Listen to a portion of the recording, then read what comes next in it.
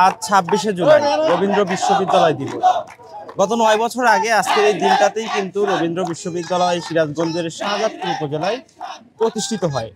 কিন্তু এই আসলে রবীন্দ্র বিশ্ববিদ্যালয় দিবসের দিনেও কিন্তু এখানকার শিক্ষক শিক্ষার্থী সহ যে কর্মকর্তা কর্মচারীরা রয়েছে তারা কিন্তু রাস্তায় নেমে আন্দোলন করছে এবং মানববন্ধন করছে।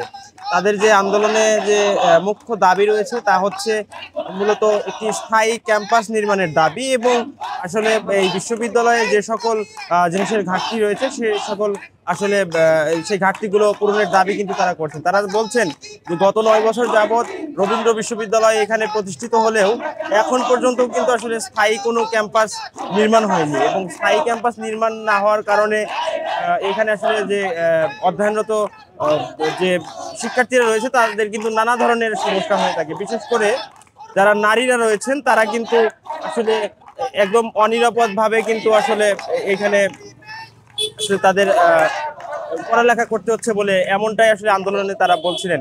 বসুন্ধরা টিস্যু অশুদ্ধতার বিরুদ্ধে এক বিন্দুও ছাড় নয়।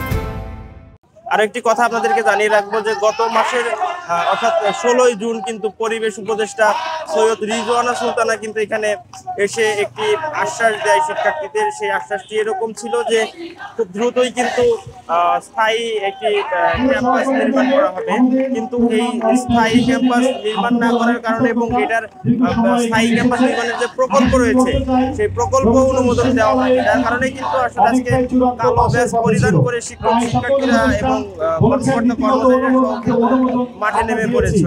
তো এই ছিল মোটামুটি আমার কাছে সিরাজগঞ্জের শাহজাদপুর উপজেলার রবীন্দ্র বিশ্ববিদ্যালয়ের যে শিক্ষার্থীরা আন্দোলন করছে তার সর্বশেষ তথ্য।